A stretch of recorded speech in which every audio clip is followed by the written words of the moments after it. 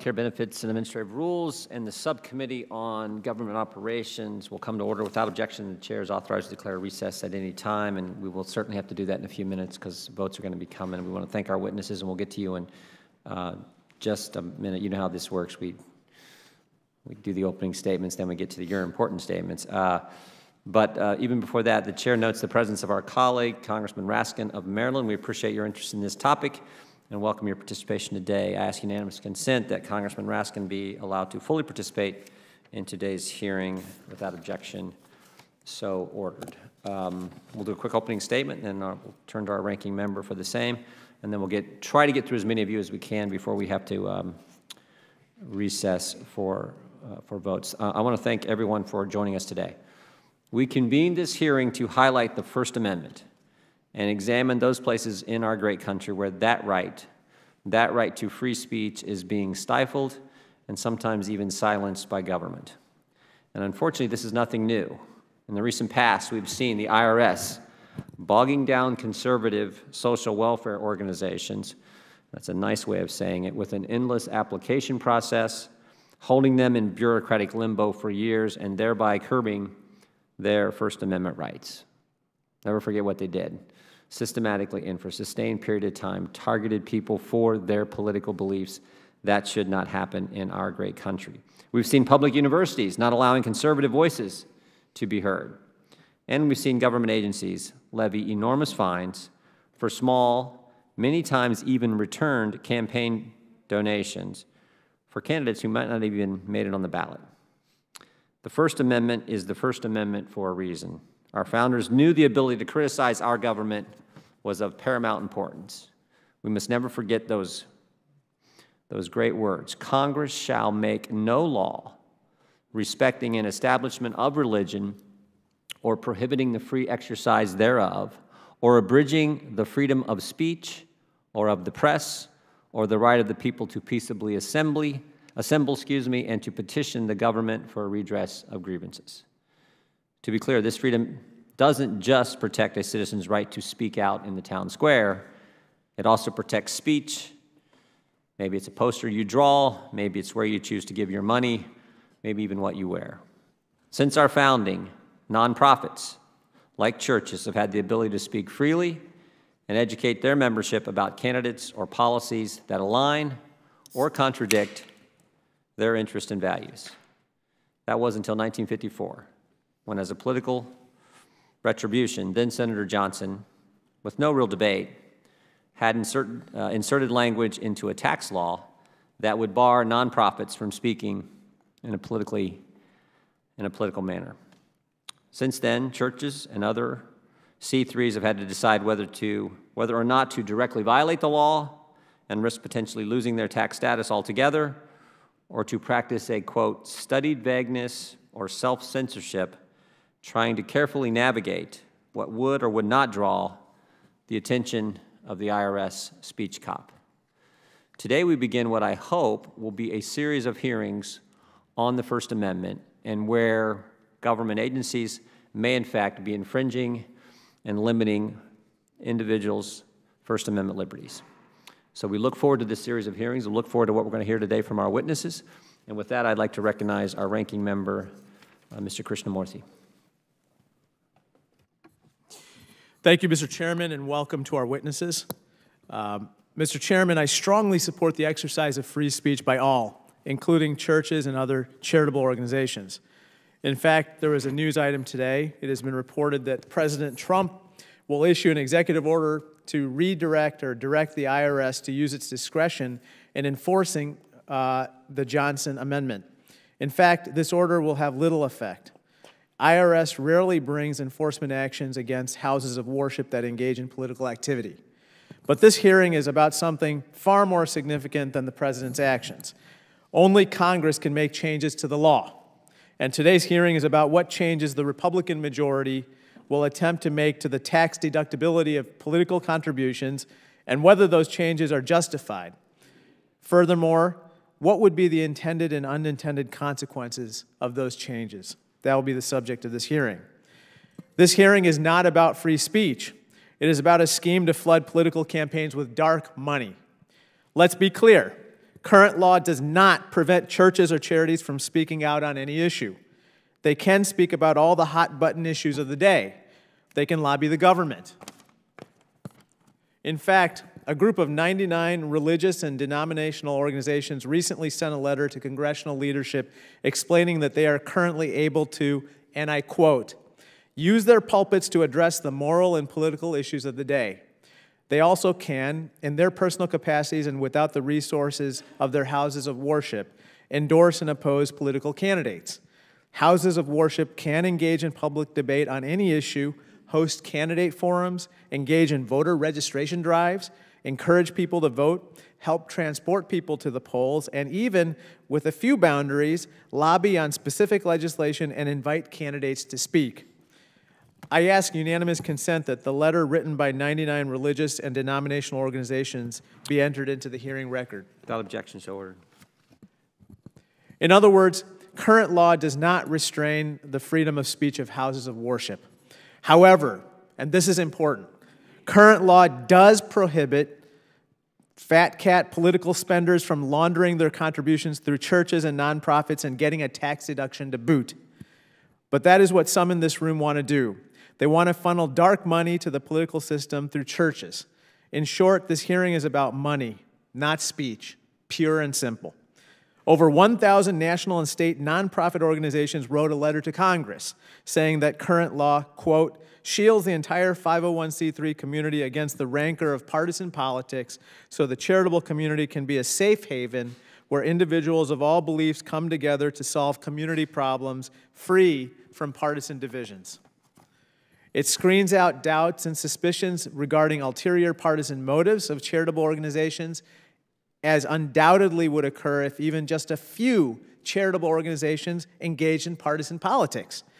I ask unanimous consent that the letter written to us by nonprofit organizations be entered into the hearing record. Without objection, so ordered. Given that nonprofit organizations, including charities, churches, and other houses of worship, support existing law, which prevents churches and charities from becoming politicized, why would anyone want to alter the existing law? The answer? To expand the avenues through which dark money can flow into political campaigns.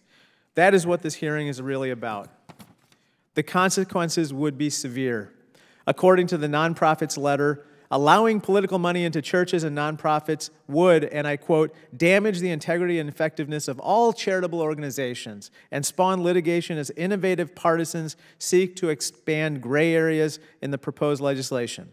In addition, the proposal, I quote, would damage the federal treasury as people take tax deductions for political contributions they could then funnel through charitable nonprofits, undercut fair elections by providing a loophole to avoid campaign contribution disclosure laws, and empower politicians to exert pressure for access to charitable foundation assets and charitable funds for their own partisan campaigns rather than the public good. So today's hearing is not about free speech. It is about a plan to inject more dark money in politics through churches and nonprofit organizations. This is a very, very bad idea. It will have a corrosive effect on the churches that become super PACs and pass-throughs for these campaign contributions. And it will further corrode our democracy. Thank you, Mr. Chairman. I yield back. I thank the gentleman. Now recognize the chairman of the Subcommittee on Government Operations, the gentleman from North Carolina, Mr. Meadows. I thank the chairman. I thank him for his leadership. I thank all of you for being here. Rabbi, it's good to have you back, I guess, in your non-official capacity, but it's great to have you back as well. I couldn't disagree more with the ranking member in terms of the intent.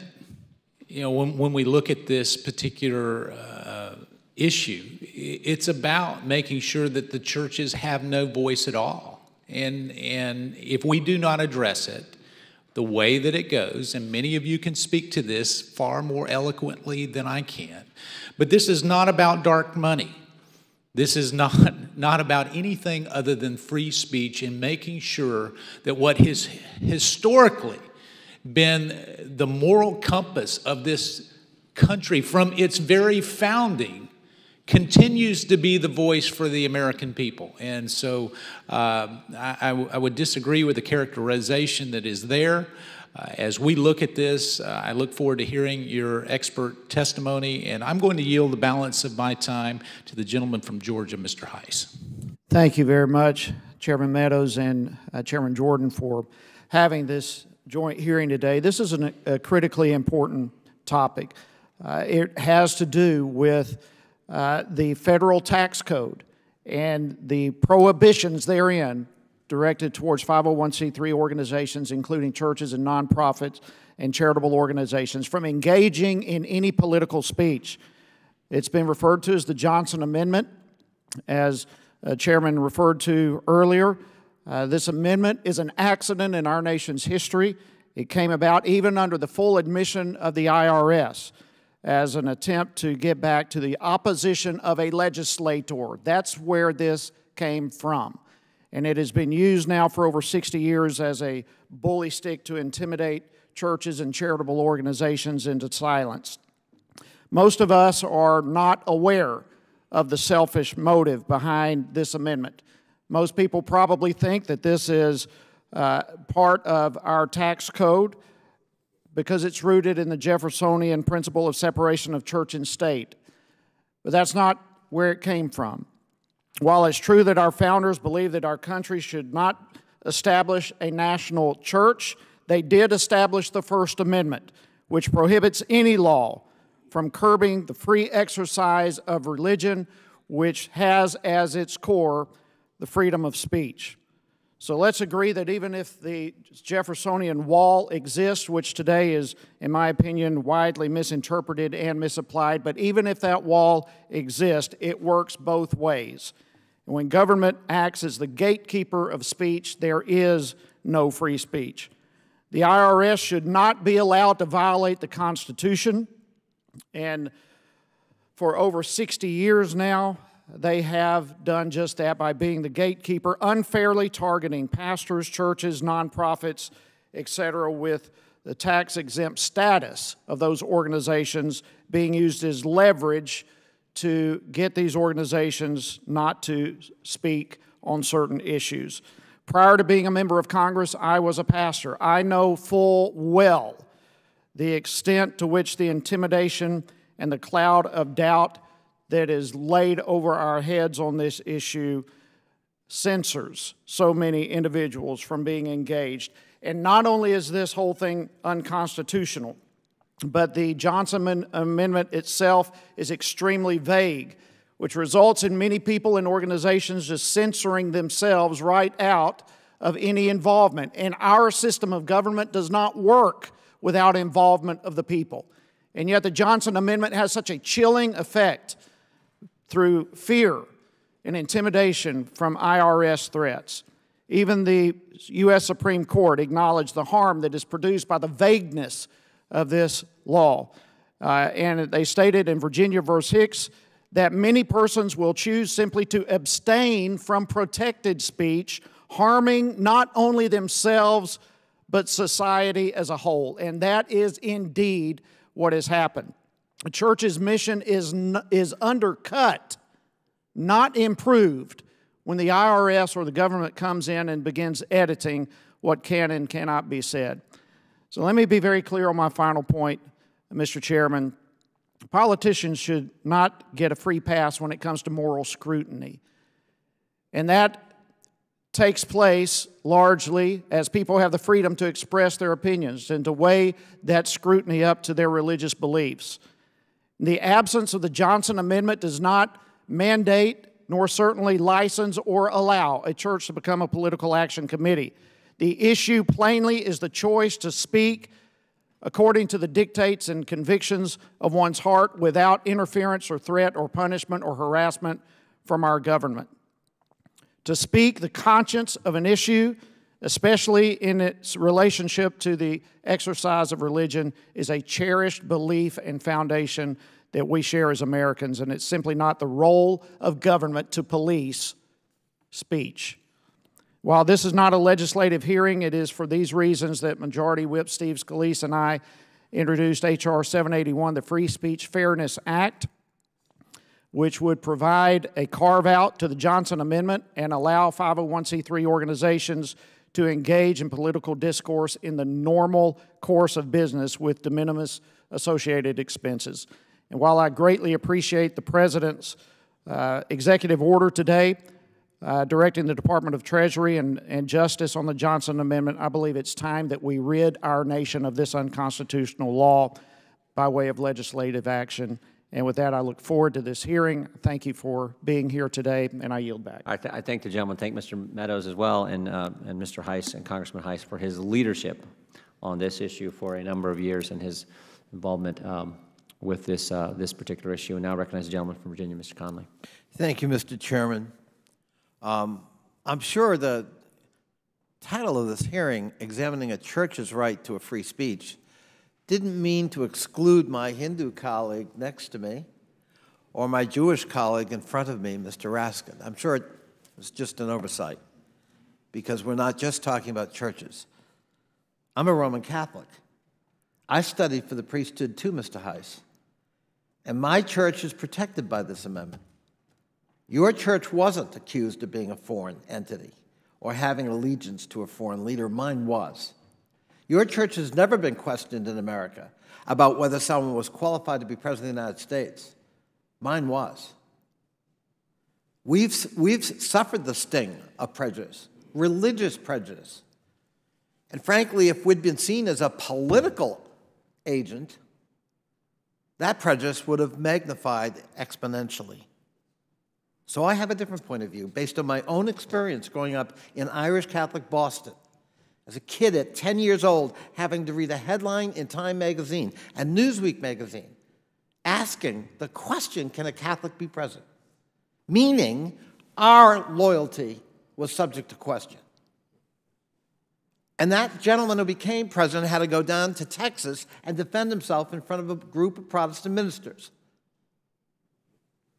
I don't want to return to that era. If people want to express themselves morally, great.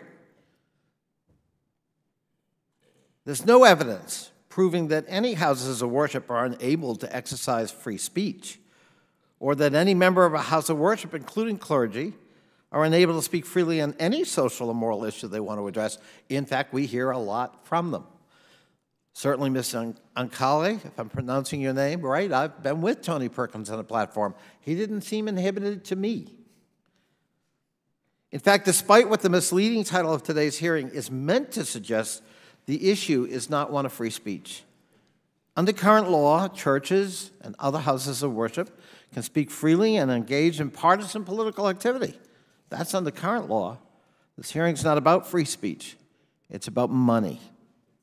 Under current law, churches do not pay taxes. Individuals who donate can claim deductions for their donations.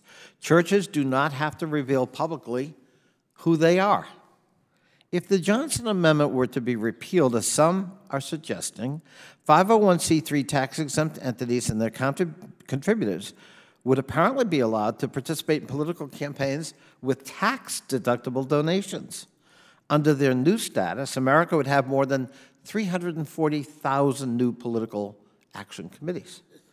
The new PACs that self-identify as houses of worship could maintain the anonymity of their donors, and the size of each donor's contribution would remain a secret.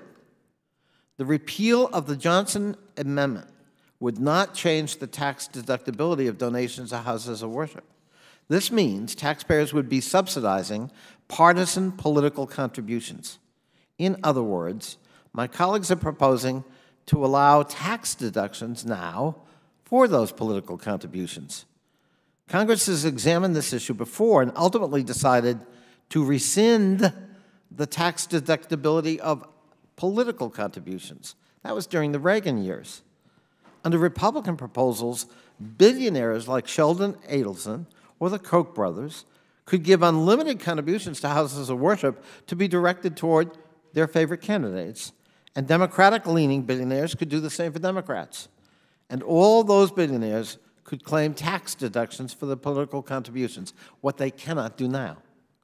Of course, this would also put the ministers and leaders of houses of worship, I think, in untenable positions, because now they're not seen as moral men or women of faith. They're seen as political directors. partisan political directives. And I think in the long run, be careful what you ask, that will undermine religion in America in terms of confidence of the public. There'd be clergy members and simultaneously treasurers of PACs. They would be faith leaders and political operatives soliciting and maintaining and distributing millions of dollars to political campaigns. How would clergy members balance these competing roles? And how would churches, mosques, temples, synagogues, meeting houses, and cathedrals balance their members' interests in questions of faith and questions of campaign donations? Would they self-select into Republican and Democratic houses of worship? So you know if this denomination is speaking, it's a Republican, and if this one's speaking, it's a Democrat. That's what happened in the Civil War. And it took 100 years to heal those wounds. What we're really discussing is opening the floodgates to allow the flow of unlimited amounts of tax-deductible money from anonymous donors into political campaigns through houses of worship and diluting the mission and purpose of those religious institutions, all under the guise of free speech. I believe we should keep those floodgates firmly closed. According to a February 2017 Pew Research study, thousands of houses of worship, as well as the public at large, agree. Thank you, Mr. Chairman. I thank the gentleman. I want to thank you, and we'll hold the record open for 5 legislative days for members who would like to submit a written statement. Let's now turn to our panel of witnesses. Again, we want to thank you all for being here this morning, and I'm pleased to welcome Ms. Nkai. Nkai, all right. General Counsel for the Family Research Council, thank you for being with us. We have Ms. Catherine Engelbrecht for citizen of Cat Spring, Texas, and we have Ms. Christina Holcomb, Legal Counsel for the Alliance Defending Freedom, and we have Rabbi David Saperstein, former Director and Counsel, Religious Action Center. Welcome to you all, and pursuant to committee rules, I'd like you to now stand, raise your right hand. We have to swear you in, and then we'll get right to our testimony. Do you solemnly swear or affirm that the testimony you're about to give will be the truth, the whole truth, and nothing but the truth, so help you God? I do. Let the record show that each of our witnesses answered in the affirmative. And let's go to Ms. Nkai. You know how it works. You get 5 minutes, more or less. For a little less, but that's fine. You take your 5 if you want, and then we'll move right down the dais there. Chairman Jordan and members of the subcommittee, thank you for convening this hearing regarding the importance of protecting free speech rights of churches and other nonprofit organizations and their leaders. Churches and other 501c3 organizations have important roles in society, helping the sick, feeding the poor, counseling the downtrodden, ministering to people in need. Because of their special role in society, they are tax exempt. For almost 200 years, their work and tax-exempt status did not compromise their ability to speak freely about political candidates and issues. That is until 1954, when then Senator Lyndon Johnson used his political power to weaken organizations politically opposed to him by conditioning nonprofit organizations' tax-exempt status on their remaining silent on political candidates. The Johnson Amendment bars 501c3 organizations from, quote, participating in or intervening in, including the publishing or distributing of statements, any political campaign on behalf of or in opposition to any candidate for public office. Since its passage, the Johnson Amendment has been used to muzzle and censor pastors and leaders of nonprofit organizations and to chill the political speech of tax-exempt organizations, religious and non-religious, on both sides of the aisle in a variety of ways.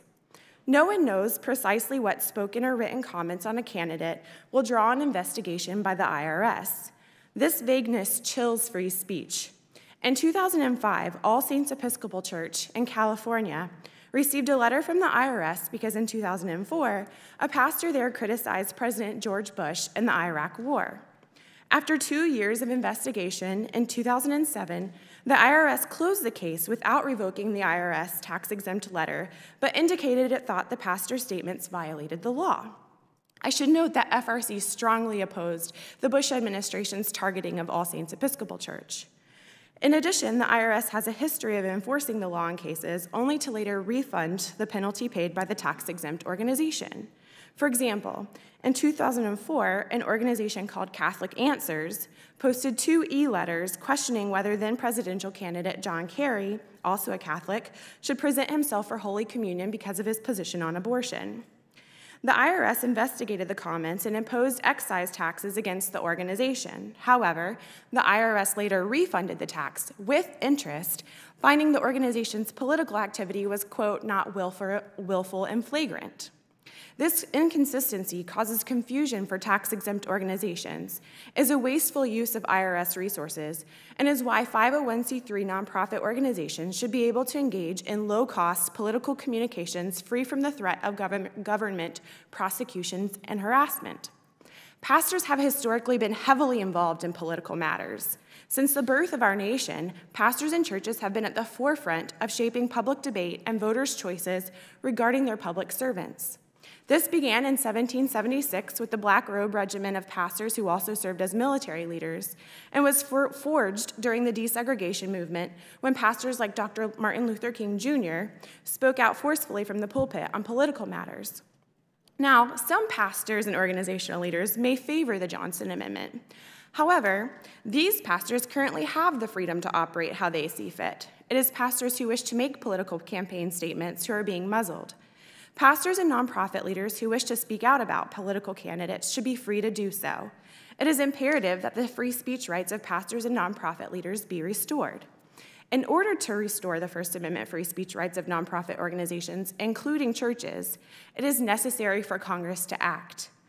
February 1st of this year, Senator Lankford and Representatives Scalise and Heiss reintroduced the Free Speech Fairness Act to roll back the unconstitutional impact of the Johnson Amendment while still preventing churches from becoming about the money or political action committees.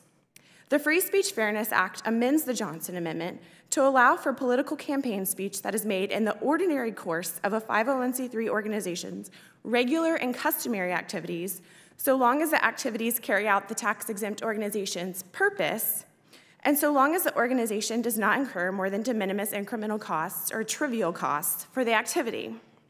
Amending the Johnson Amendment in this way will allow 501c3 organizations, religious and non-religious, conservative and liberal, and regardless of their organizational mission, breathing room to communicate about candidates for public office. At the same time, the law will continue to prevent tax-exempt organizations from financing a candidate or buying political advertisements to get the candidate elected. Doing good in society should not engender muzzle, and the political speech rights of churches and nonprofit leaders should be restored by rolling back the Johnson Amendment through the Free Speech Fairness Act. Thank you. Thank you so much. Ms. Engelbrecht, you're recognized for your 5 minutes. Thank you. Good morning, Mr. Chairman and members of the committee. My name is Catherine Engelbrecht, citizen of Cat Spring, Texas. I am also the founder of True the Vote, a national 501c3 organization dedicated to the advancement of voters' rights and election integrity. Given that the topic for today's hearing is examining a church's right to free speech, I particularly thank you for the invitation to participate because, although I am a Christian, I am not here to speak on behalf of the church. As it happens, religious organizations and charitable organizations like True the Vote share the same nonprofit class designation, which means we are held to the same standard in the eyes of the IRS. So that is what brings me to this chamber, to share the story of my experiences with the Internal Revenue Service, an agency that I have found to be so emboldened through the years of partisan exploitation that it now presumes itself to be America's arbiter of free speech. So, in 2010, I filed a 501c3 nonprofit application with the IRS on behalf of True the Vote. Since that filing, my private businesses, my nonprofit organization, and I personally have been subjected to more than 15 instances of audit, inquiry, or investigation by federal agencies, including the IRS, OSHA, the ATF, and the FBI.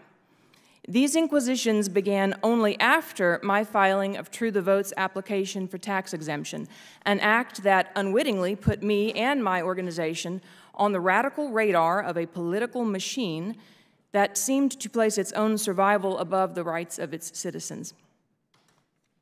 Politicians have long used the IRS to intimidate their enemies, and an entrenched agency bureaucrat is all too willing to play as the enforcer.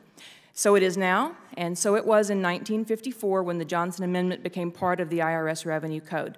Today, abetted by the Johnson Amendment, the IRS can and does dictate who can speak, what they can say, and to whom they can say it. Under the current code, if your 501c3 organization operates to further purposes of religion, or charity, or science, or education, then this vaguely worded passage baked into a 46,000-page federal code lays in wait for you to muzzle you and to rescind your nonprofit status should you say something that the government doesn't like. In my case, the IRS sought to control my organization's speech from the outset, even before they had given us our 501c3 tax designation.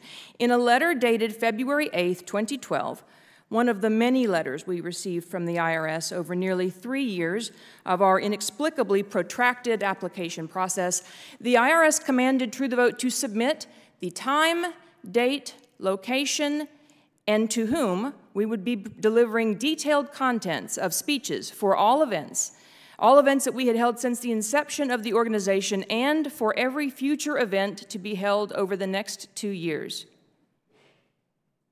They said that this information was necessary in order to complete their consideration of our application for exemption. It was necessary, in their view, to examine everything we had ever said and to control everything we had yet to say. We declined to comply, and in return, our exemption was withheld for another year and a half. Finally, we had no choice but to file a lawsuit against the IRS in the hopes of bringing an end to the abuse. This battle has now gone on for 7 very long years, and it continues to this day. In fact, just 3 weeks ago, my attorney and I went back into court to face 21 IRS attorneys and staffers who in legion continue to argue that they've done nothing wrong. And that is why the Johnson Amendment must be repealed, and by extension, why the tax code must be overhauled, because bureaucrats must be stripped of their deluded belief that they are sovereign, because they are not. An American citizen's right to free speech is immutable. Tax-exempt status cannot be given or taken away in exchange for that right. That's not how the Constitution should work. True the Vote story is a clear example of how the Johnson Amendment purposely was used to silence opposition, but make no mistake, we are one of many who live with this ever-present threat. It's the reason nonprofits across this country are fast becoming endangered species. They are fearful of organizing. People are scared of their government, and that is just what the autocratic deep state wants. Freedom is anathema to a government body that operates with impunity outside of our representative system. And so my recommendations to you are these. First, repeal the Johnson Amendment and do not replace it. Any replacement is only an opportunity to create more confusing loopholes. Next, amend the tax code to include a policy which clearly and unquestionably prohibits viewpoint discrimination and holds accountable any government employee or contractor who violates that policy. Make it known that the old ways have come to an end. Free speech must be preserved. It's worth testifying to, it's worth fighting for, because in the end, this is all about liberty, and it is never wrong to return liberty to the people. Thank you, Mr. Chairman. Well said. Thank you, Ms. Engelbrecht. Ms. Holcomb. We're going to try to, they just called votes, but I think we can get through our next 2 witnesses and then get the votes. Hit that button. Let's try this again. Mr. Chairman and members of the committee, for the first 200 years of our nation's history, America's churches enjoyed their right to free speech. They guided their people on the important issues of their day, religious, cultural, and yes, even political. They applied Scripture to every aspect of life, including candidates and elections. But since 1954, that right has been denied to America's churches. With one last-minute amendment, one voice vote, and one stroke of the pen, the church's voice was silenced. And instead, one of the most powerful and unaccountable bureaucracies in the federal government, the IRS, was given the authority to censor the church. For over 60 years, the Johnson Amendment has caused pastors to chill their speech. They're fearful. They want to faithfully preach the whole counsel of God, but don't want to risk intrusive IRS audits, crippling financial penalties, and even their church's tax-exempt status, so they stay silent. Alliance Defending Freedom has been involved in the effort to free the pulpit from IRS censorship for nearly a decade now. We've concluded that not only does the Johnson Amendment harm real people, real churches, but it violates the Constitution as well. And I want to highlight just two of those constitutional violations. First, the Johnson Amendment is unconstitutionally vague. No one, including tax experts, legal experts, and certainly not busy pastors, knows with any real certainty where the boundaries of that law are. Of course, explicit candidate endorsements are prohibited, but as explained in greater detail in my written testimony, just about anything beyond that is a mystery. The IRS guidance on this issue is increasingly vague and confusing. And to make a bad situation worse, IRS enforcement has been sporadic and inconsistent. Some churches openly endorse or oppose political candidates, and the IRS says nothing. Other churches make a passing reference to how Jesus might view a particular policy issue, and they trigger IRS harassment and audits. The Constitution requires that its citizens be reasonably informed of what the law requires, and the Johnson Amendment fails this standard abysmally. Second, the Johnson Amendment violates free speech. Churches have a right to speak freely without fearing government censorship. No one surrenders their constitutional rights simply by walking through the church doors, and no church should be forced to surrender its free speech in exchange for a tax status. The IRS has been transformed into the speech police, censoring even what a pastor preaches from the pulpit. For example, as my colleague mentioned earlier, a pastor at All Saints Episcopal Church in Pasadena, California, preached a sermon that included critiques of the president's policies based on that minister's deeply held religious convictions. The IRS pounced and started harassing the church with an investigation, forcing that church to hire tax attorneys to defend itself. But then, after nearly 2 years of this ordeal, the IRS abruptly closed out the file without explanation. It left the church with no greater clarity on the legal boundaries of the law than when the whole ordeal started. All of this has resulted in pervasive chill and self-censorship among America's churches in violation of their right to free speech. In conclusion, the status quo is untenable, and America's churches are looking to you, their elected representatives, for help. We cannot leave this to the judicial branch to resolve. No court has yet ruled on the constitutionality of the Johnson Amendment's application to a pastor's sermon, likely because federal law allows the IRS to control when and with whom and how it gets into federal court. Since 2008, Alliance Defending Freedom has encouraged a legal challenge to the Johnson Amendment through our Pulpit Initiative, but the IRS has refused. So it's time for Congress to act. The Free Speech Fairness Act is the best solution that we at Alliance Defending Freedom have seen to these constitutional problems. The bill creates a much-needed relief valve for free speech. It allows churches to once again speak as they would in the ordinary course of their ministries without fearing IRS retribution. And such a legislative fix would allow America's churches to once more guide their congregations as the Constitution permits and as their religious beliefs require. Thank you. Thank you. Rabbi, fire away. Mr. Chairman and ranking members and members of the committee, I'm really honored to be here with you today. And I thank you all for your support of my work as serving as U.S. Ambassador for International Religious Freedom. I do want to single out Mr. Meadows, who is extraordinary in the work that he has done in that field. Let me just lift up a few of the key concerns here, and the concerns for the houses of worship, for the clergy. First, how divisive this will be to bring into our houses of worship the notion of endorsing candidates and dividing those houses of worship along political lines. We have enough divisions over theology, music, sermons, etc., without adding this into the mix here. Where do you draw the line? What is a pastor to do if a congregant who's a major donor says, I'll give you the gift this year, but only if you endorse such a candidate? What do you do if the pastor endorses one candidate who thinks is worthy, and then someone else wants someone else, or a member of their congregation asks? What if two members of their congregations are running against each other? And this is the pastor having responsibilities to both sides. What do you do in these situations? It takes us down a very divisive and dangerous path in terms of the well-being of congregation, which is why there's so many polls that show overwhelmingly clergy don't want this. National Association of Evangelical 2 months ago, in its Evangelical Leaders Poll, 90% don't want this. The Lifeway Christian polling entity polls, 90% of clergy don't want this. And you can go down the polling data. 66% of Trump voters don't want it. 62% of identified Republicans say this would be bad. That shouldn't be determinative, but you should, I hope, ask why. And how do we deal with what their concerns are? Secondly,